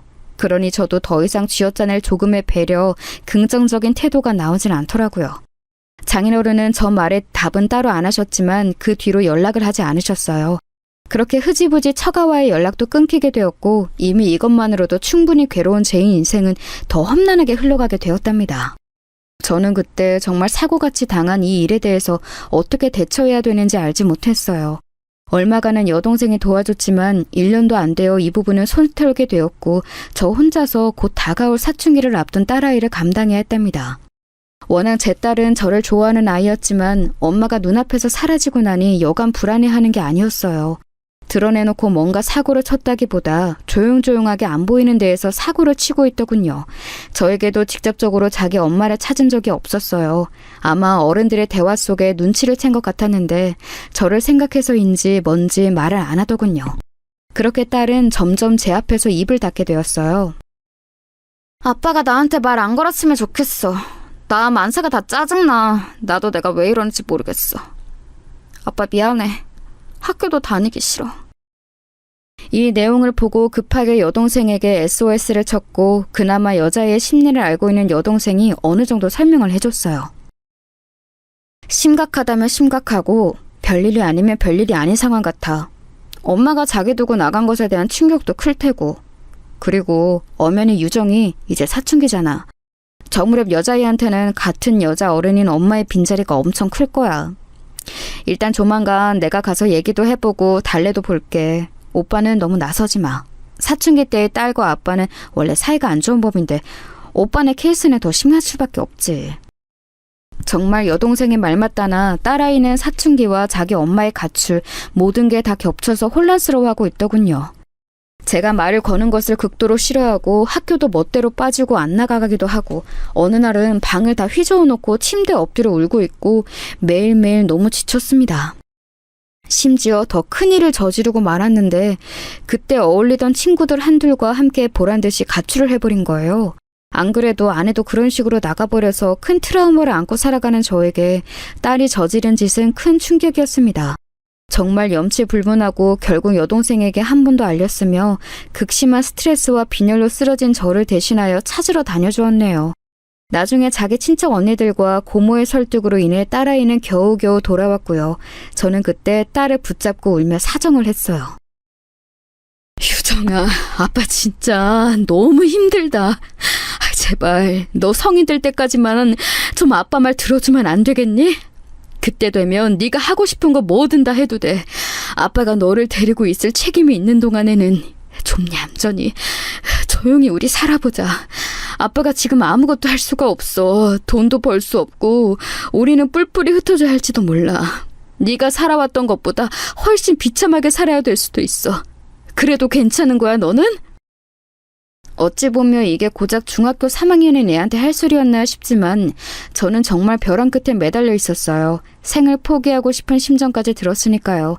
지 아빠가 울며 부탁하는 걸 보고서야 급기야 정신이 들었는지 딸은 그 이후로 줄곧 조용히 학교를 다녔습니다. 이후로 고등학생이 되고 고3이 되고 서울에 있는 작은 대학에 들어가기까지 저와 딸은 서로를 동아줄로 잡고 잘 버텨왔어요. 다행히도 딸은 성인이 되는 20살이 되어서도 흐트러지지 않았고 자기 하고 싶은 대로 산다거나 하는 일은 하지 않았어요. 21살이 되는 올해부터는 알바를 시작해서 간간히 자기 학비에 보태고 있고 우리는 어느덧 아내가 없는 삶, 딸에게는 엄마가 없는 삶으로 자연스럽게 적응을 했답니다. 그러던 어느 날 몇 년 전부터 일을 시작한 여동생이 바쁘게 사는 것 같더니 한동안 연락이 잘 안 되었거든요. 그런데 갑작스레 전화가 걸려와서는 이런 말을 하는 거예요. 오빠, 내가 지금 톡으로 뭐 하나 보냈어. 나 지금 너무 떨려서 어떻게 진짜. 오빠, 내가 보내줄 링크 있지? 그거 한번 들어가 봐. 유튜브 영상 빨리 봐봐, 빨리. 여동생은 본인답지 않게 아주 요란을 떨어가며 뭔 영상을 하나 보라고 했고 저는 회사 카페 쪽으로 나가서 확인을 했는데요. 그 영상을 눌러보고서야 왜 그렇게 여동생이 호들갑을 떨었는지 이해할 수 있었어요. 제 눈앞에서 펼쳐진 화면 안에는 큰 제목으로 순간 저를 움찔하게 만들 내용이 적혀 있었어요. 바로 남편과 딸을 찾습니다 라는 어투의 제목이었어요. 얼핏 보면 확 와닿지 않을 수 있지만 저는 왠지 모르게 그 내용이 확 끌리더군요. 남편과 딸을 찾는다니. 남편과 딸을 두고 나간 사람을 아직 가족 한쪽 자리로 비워두고 이혼도 진행하지 않은 채 멍청이 있는 저로서는 왠지 모르게 마음이 이상해졌어요. 여동생도 아마 그래서 이런 영상을 권했던 건가 싶으면서도 한편으론 이해가 잘 안 가더군요. 그런데 그걸 눌러보니 푸르스름한 화면을 뒤로하고 웬 여자 둘이 나와서 뭐라 말을 하고 있었어요. 마치 홈쇼핑처럼 뭔가를 소개하는 곳 같았는데 채널명이나 주변 풍경을 보니 뭔가 고민을 해결해 주는 곳 같더군요. 거기에 앉아서 가면을 쓰고 있던 한 여자가 자기의 사연을 털어놓고 있었어요. 얼굴은 나오지 않아서 뭔 말인가 하며 계속 듣게 되더군요. 그런데 좀 이상한 부분이 있는 거예요. 사회자의 소개말부터 좀 희한한 게 들렸습니다. 그럼 오늘 사연 보내주신 동상동님은 10년 전쯤 남편분과 딸을 잃어버리셨다는 걸까요? 상황이 너무 안타까운데 요즘도 이렇게 기억을 잃게 되는 상황이 있나 봐요. 이쯤 들었을 때 저는 왜 내가 여기까지 보고 있나 새삼 이상하면서도 귀가 더 크게 열리는 기분이 들었어요. 뭐 이런 일이 다 있나 싶었죠. 기억을 잃어서 남편과 딸을 잃어버렸다고? 하면서요. 그러자 그 옆자리에 가면을 쓴 여자가 대답을 하는데 좀 이상해서 얼굴을 찌푸리게 되더군요. 네, 제가 동산동에서 사고가 나서 그때 지금의 어르신 부부께서 저를 119를 불러 도와주신 거예요. 그때만 해도 저는 기억이 없어졌던 것 같아요. 수술도 오래 받았다고 하더라고요. 그러게요. 저희가 동상동님 사연을 들었을 때 눈에 띄었던 건 그런 사고를 겪을 수는 있지만 기억이 오래도록 없으셨고 나중에 깨닫고 보니 가족이 있었던 것 같다고 하셨던 부분이에요. 실제로 가족이 있었다는 것을 확신하시는 거죠? 이제서 기억이 조금 나시는 건가요? 사회자가 여기서 말하는 부분부터 저는 이상하게 가슴에 조여오는 기분이 들어 계속 휴대폰 스피커 쪽에 귀를 가까이 더 들이대게 되었어요. 그리고 점점 이어지는 내용을 듣고 눈을 한껏 찌푸리며 작게 비명을 토하게 되었습니다. 네, 이렇게 살아온 것도 벌써 10년 정도 되었나 봐요. 저한테는 남편이 있고 아이가 있었어요. 딸이요. 몇 살인지 정확히 기억은 안 나는데 지금 20살쯤 되지 않았을까요? 남편 이름만 기억이 있어요. 딸도 생각날 것 같은데 자꾸 뒷글자가 기억이 안 나요. 그럼 남편분 성함을 한번 말씀해 주실 수 있을까요? 딸아이는 성이 똑같을 테니까요. 성도 모른다고 하셨죠? 그럼 혹시 모르니까 한번 아는 대로 말씀해 주세요. 정말 너무 안타까운 사연이네요. 별 얘기가 다 있다 싶으면서 한 몇 분간 들어왔던 이 내용 안에 저는 믿을 수 없는 소리를 귀 안에 담게 되었어요. 그 고민이 있다는 가면을 쓴 여자분의 입에서 나온 잃어버린 남편이라는 남자 이름은 암만 여지껏의 인생을 되돌려봐도 어떻게 이런 일이 있을 수 있나 싶은 상황 그 자체였거든요. 그 이름은 바로 제 이름이었으니까요. 명진이라는 이름이에요. 한번 기억이 난 뒤로 계속 그걸로 굳어져서 맞다고 생각이 드는 걸 보니까 맞는 것 같아요. 성이 기억이 안 나요. 여기서 정말 얼마나 소름이 돋던지 저 발끝부터 머리까지 단번에 뭐가 치가 올라오는 느낌이 들 정도였어요. 그러고 보니 화면 안에는 자막으로 그 가면을 쓴 여성분의 신원이 대충 나와 있었는데 이름은 안 나와 있고 나이만 나와 있었어요. 40대 중반의 여성이라고 하는데 정확한 나이도 아니고 해서 저도 생각이 복잡해지더군요. 남편과 딸을 10년 전에 잃어버렸고 기억이 없다는 여자. 게다가 그 남편 이름으로 내 이름을 말하고 딸아이의 나이를 우리 유정이와 비슷하게 말한 여자. 저 사람은 대체 뭐인 걸까요? 저는 다시 여동생에게 전화를 걸었고 여동생은 여전히 흥분한 목소리로 말을 했어요. 오빠, 저거 처음부터 다 안 들어봤지? 나 빨리 감기로 돌려봤는데 장난 아니야. 나 저 채널 주인한테 메일 보내놨어. 혹시 몰라서. 이거 정말 나 지금 진정이 안 되는데 좀 그래 마음이. 저 사연 여자 좀 이상하다니까? 아니 글쎄 10년 전에 동산동에서 사고가 났다는 거야. 일단 오빠도 한번 들어봐. 자기가 저기서 사고가 나서 머리를 크게 다쳤대. 기억도 없고 엄청 오래 누워있었다나 봐. 짐도 갖고 있는 거 얼마 없었고 그때 사고 난 장소 옆에 있는 마트 할머니 할아버지가 119를 불러줬다나 봐. 아니 근데 또 생각해보니까 만약에 말이야 오빠, 저게 언니가 맞다면 언니가 동상동에 갈 일이 있나? 여동생도 제가 어렴풋이 생각하는 방향으로 똑같았던 건지 그 화면 속 여자를 제 아내로 생각하고 고민을 하더군요. 저는 10년이라는 그 괴롭고 두터운 벽을 뭔가 잘게 부셔서 허물고 싶은 생각은 없었지만 워낙 기묘한 상황이었어요. 저 역시 괜한 흥분이 일어나고 심장이 뛰는 것 같은 느낌이 들더라고요. 아내가 만약 저 여자분이라면 뭐가 달라질 게 있을까 빠르게 생각을 해보았어요. 그렇다면 달라질 게 적어도 있을 것 같다는 생각은 들었어요. 저기서 말하는 사고인가 뭔가로 오래도록 헤맸었다면 어쨌든 본인의 의지로 일부러 저와 딸을 단절한 건 아니었다는 거니까요. 하지만 그렇게 해서 굳이 집을 나갔던 사정도 잘 모르고 뭐 때문이었는지도 알 수 없고 여전히 제 안에 골마있는 굳은 살은 아프게 느껴졌어요. 모르는 건 모르는 것대로 놔두고 여동생이 남겨둔 연락에 따라 혹여나 답장이 올지 기다려보게 되었어요. 헌데 정말 상황이 말도 안 되게 흘러갔던 게 그 채널 주인장으로부터 연락이 된 거예요. 여동생은 그걸 다급하게 제게 알려왔고 결국 그 가면의 여성과 나를 잡아서 저와 여동생, 그 여성분, 채널 주인분까지 넷이서 나란히 만나게 되었어요. 사실 그 당시에 화면으로 얼굴이 나왔더라면 더 빠르게 알아낼 수 있었는데 가면을 쓰고 있으니 알아보기도 힘들었고요. 채널 쪽에서도 우리의 신원을 확인하고 저쪽에도 체크하느라 시간이 좀 걸렸어요. 그런데 이상하게 날짜가 다가오면 다가올수록 관련된 정보를 확인할수록 저는 저 여성이 아내가 맞을 것 같다는 생각에 휩싸였어요. 채널 주인분도 약간 확신을 갖고 계셨고요. 동산도님은 그 당시 구해주신 할머님과 할아버지 댁에서 수년간 사셨다고 하더라고요. 그분들이 좋은 분이라서 걷어주시긴 했는데 자기 신원도 모르고 계속해서 있을 수는 없었나 봐요. 그나마 그분들이 마트에서 일하게 해주셔서 일하고 그렇게 모은 돈으로 옆에 조그만 원룸 얻어서 사신다고 하네요. 많이 회복되셨다고 하지만 여전히 치료가 필요한 부분은 있고 그리고 가족이 있다는 걸 떠올리고 있으니 주변에서는 더 애가 탔던 것 같아요. 많은 고민을 갖고 사연을 보내주시긴 하는데 이분 내용은 저희 스태프들도 유독 신경이 쓰였어요.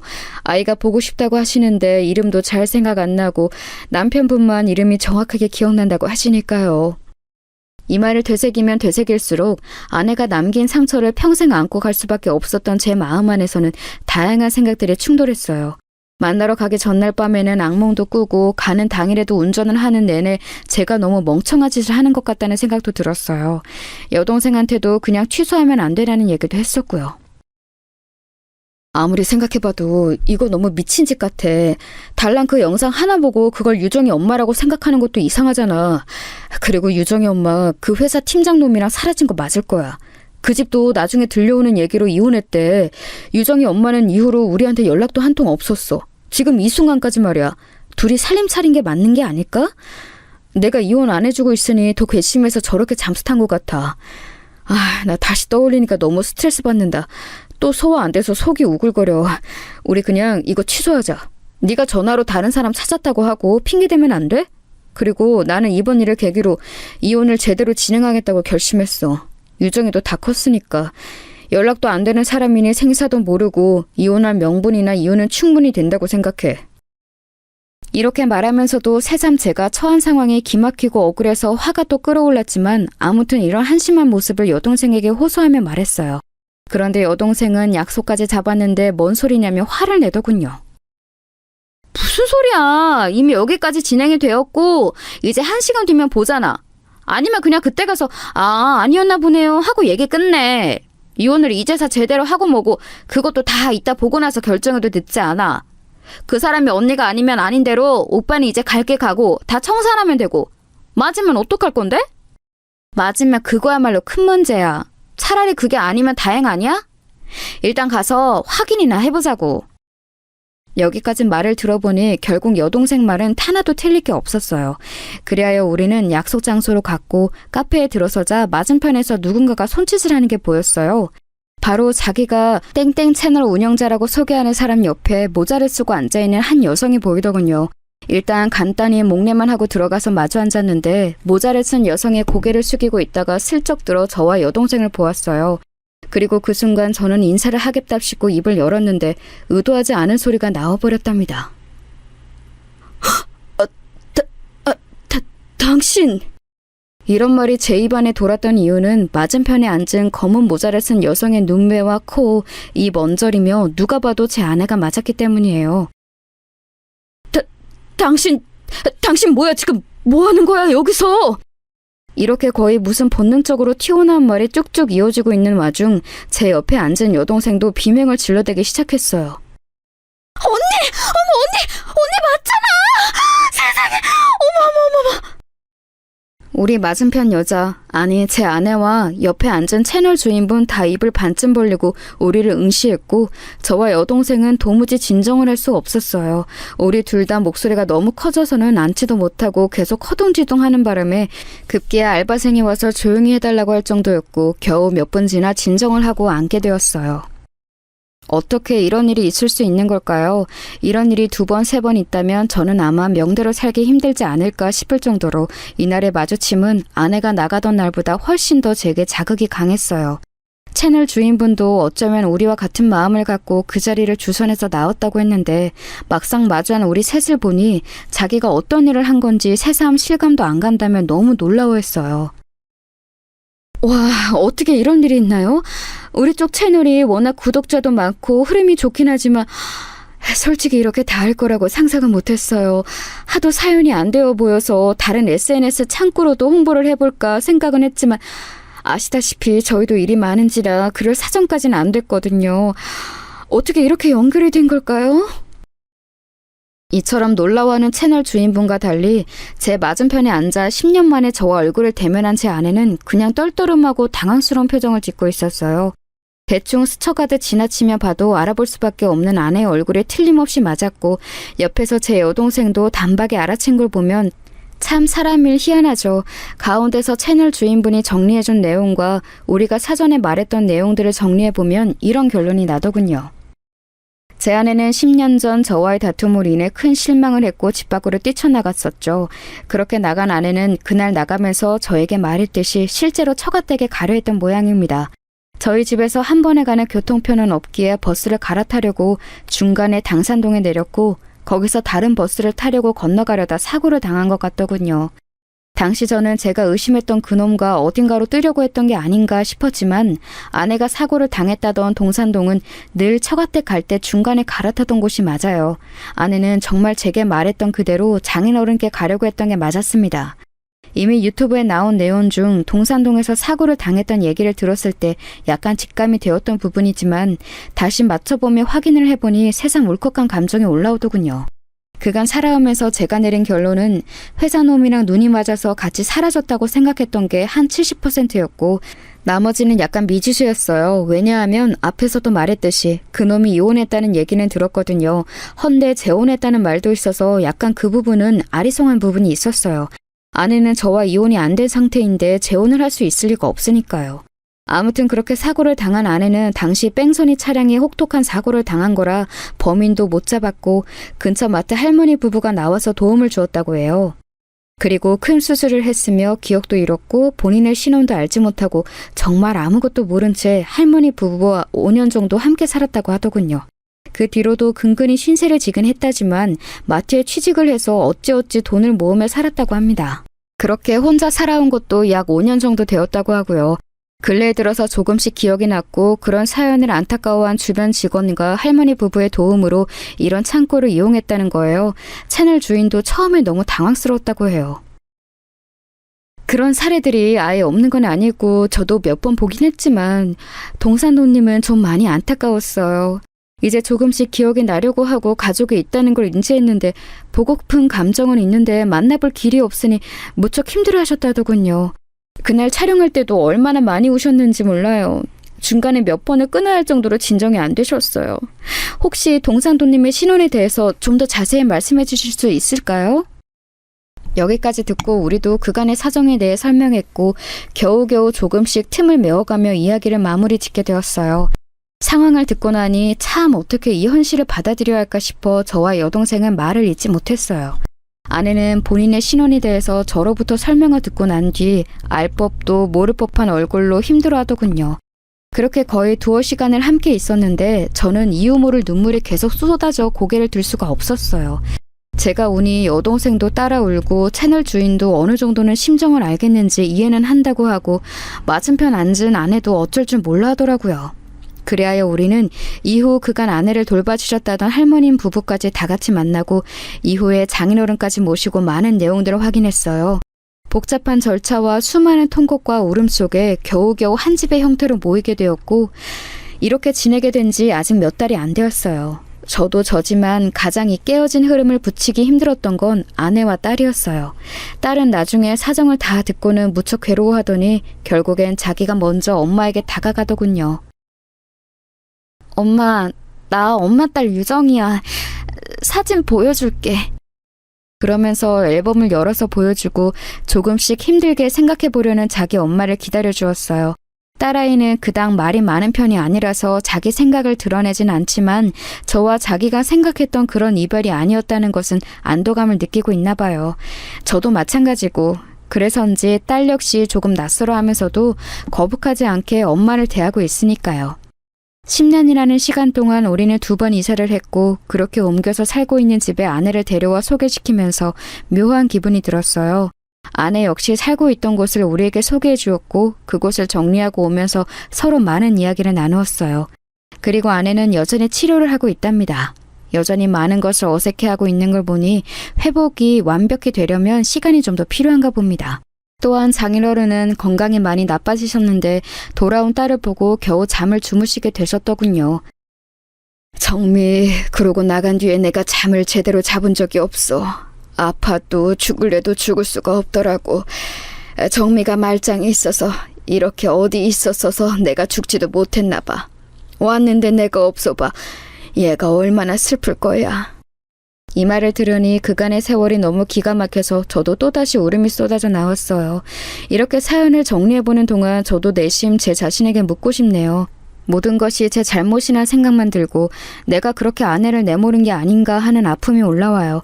제가 그날 확실한 증거도 없이 그렇게 아내를 의심했고 격화된 분위기에 이끌려 손까지 대지 않았더라면 아내는 그 시간에 갑작스레 움직여 처가에 갈 생각을 안 했을 테니까요. 이후에 알아보니 제가 의심했던 그 팀장놈은 재혼을 한 게 맞았더군요. 그렇다면 상황이 어찌되었건 우리 아내랑 뭔가가 있었던 것 같아 보이지는 않아요. 적어도 제가 그렇게 흥분할 정도로 부부 사이를 깰 만한 상황은 아니었던 것 같더라고요. 따지고 보면 그 당시 아내가 외근을 그 인간과 같이 했어도 저에게 확실히 말을 안 한 게 워낙 제가 직장 내 불륜에 민감하니 일부러 얘기를 안 했던 것 같기도 해요. 이처럼 시간이 10여 년 흐르고 나서야 따져보니 참 모든 게 부질없다는 생각만 들 뿐이더군요. 우리 부부는 딸아이 포함 우리 가정은 왜 이런 일을 겪어야 했는가 너무 참담하게 느껴졌어요. 게다가 본래 활발하고 다소 고집인의 성격으로 늘 의견을 말하던 사람이 못 본 수년 사이에 약간은 주눅이 들어있는 모습을 보니 너무 가슴이 아프더군요. 아내는 일부 기억들을 되찾고 저에게 이렇게 말을 해주고 있지만 저는 여전히 죄책감에 마음이 괴로워요. 그래도 나는 우리가 다시 만난 게 기적이라고 생각해요. 아직 실감 안 나는 게 더 많지만 기억이 제 기능을 할 때 괴롭긴 하지만 그대로 모르고 살았으면 얼마나 더 불행했을까 싶어요. 옛날 일은 우리 생각하지 말아요.